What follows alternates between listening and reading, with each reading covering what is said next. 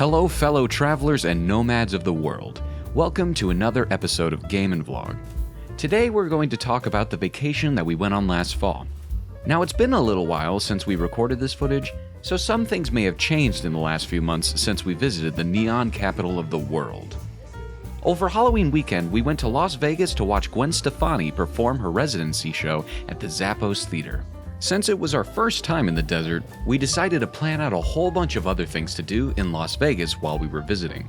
Among other common tourist ventures like the insane and whimsical Omega Mart in Area 15, we witnessed a classic act in Penn & Teller at the Rio, visited major hotels, dined on top of the world, and we of course walked the Vegas Strip in every direction and covered anything that came our way.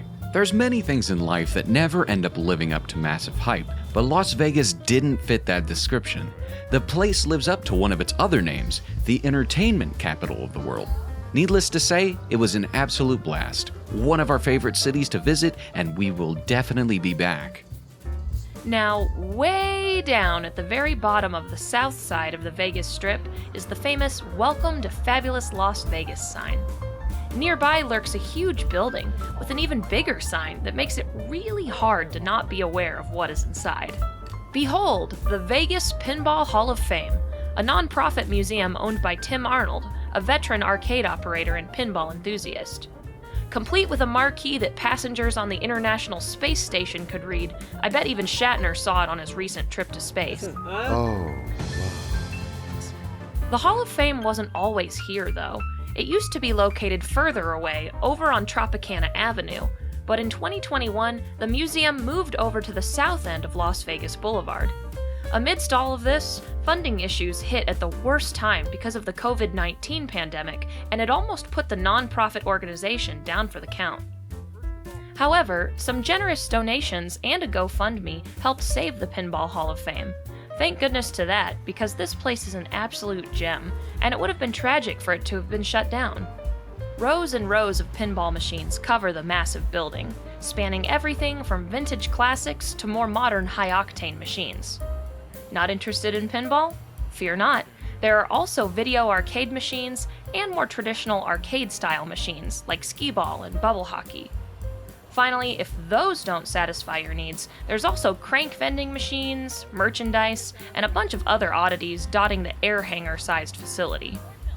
Obviously, the main reason we visited the Hall of Fame was of course for the pinball machines.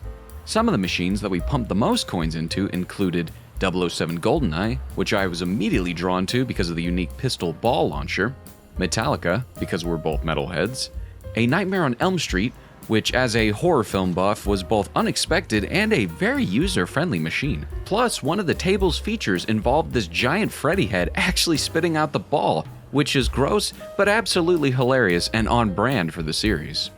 All these great machines aside, the number one machine we ended up playing the most was a Super Mario Bros. Pinball table.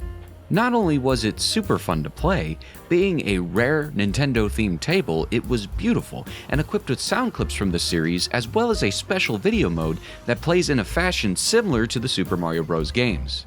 If you have time to play one table, make sure it's this one. We spent probably 20 minutes at this table alone during our roughly 2-hour visit. Beyond that, Helen got a squishy toy squirrel from a dispenser machine, and we played some arcade games. First, we blazed down sun-soaked roads in one of my favorite racing games of all time, Outrun 2, and then I tended bars for a few rounds of the ever-enjoyable Tapper. Looking back, there are some things that I wish we had set aside some additional time for. The Hall of Fame housed some super unique things that we hadn't seen anywhere else, like Namco's Prop Cycle, for example. However, there were quite a few of these oddity games that were out of order at the time as well, like this amazing Disney character toy printer. I wish we had done this in hindsight. It's sad, but anybody who's been to an arcade knows that this is the nature of the business. For example, look at this Flintstones machine. It's so on point with its design, and the flippers were absolutely massive. Bronto-sized, for sure. Honestly, after this Las Vegas trip, I seriously doubt this will be the last time we take a vacation here. We already have a list of things that we want to do on a return trip, like the Neon Museum in Fremont, or Old Vegas, or a Cirque du Soleil show. And I guess that about sums things up for now. The fact that we're already planning to revisit the Pinball Hall of Fame on a subsequent trip speaks volumes to the excellence of the establishment. If you're interested in all things geek or gamer, this is a place that you should not miss when in Vegas.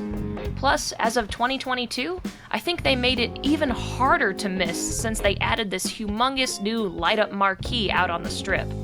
This sign literally screams for you to come visit and throw some pocket change into the machines. And you know what? It's still a lot cheaper than a casino. As always, take care, and we'll catch you on the flip side.